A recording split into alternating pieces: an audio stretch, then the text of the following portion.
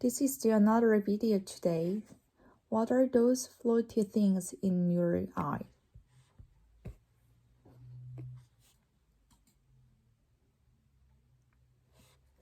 Have you ever noticed something swimming in your field of vision? It may look like a tiny bird or transparent blood. And whenever you try to get a close look, it disappears, only to reappear as soon as you have to your gland. But don't go rinsing your eyes. You are seeing is a common phenomenon known as a flurry. The scientific name for these objects is Muscae bolitans, love for flying flies, and true to the name, they can be someone as annoying. But they are not actually bugs or any kind of external objects at all. Rather, they exist inside your eyeball. Fluttermy seems to be alive since they move and change shape, but they are not alive. Flora are tiny objects that catch shadow on the retina, the right sensitive tissue at the back of your eyes. They might be bits of tissue, red blood cell, or concepts of protein. And because they're suspended with the visceral humor, that jelly-like liquid filled inside your eyes, flora drifts along with your eye movements and seems to bounce a little when your eyes stop. Flora may be only barely distinguishable most of the time. They become more visible the closer they are to the retina, just as holding your hand closer to a table with the overhanded light when you move sharply this shadow.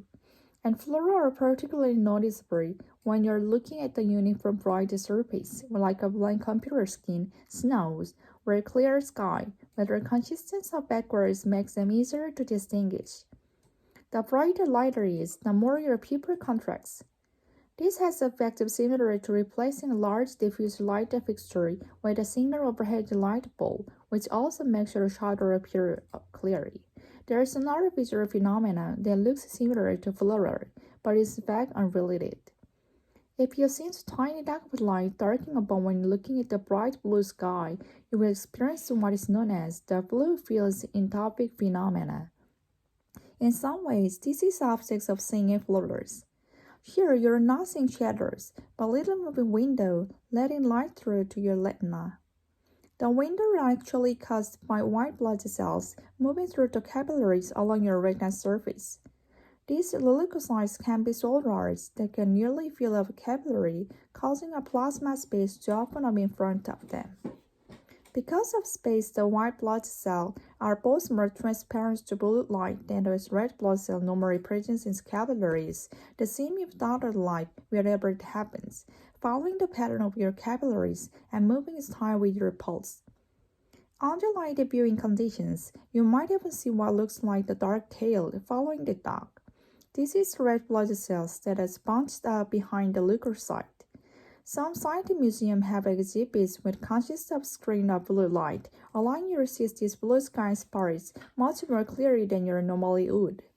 While every bite-size experiences these sort of effects, the number and type vary greatly. In the case of flares, they often go unnoticed as a brain not to ignore them.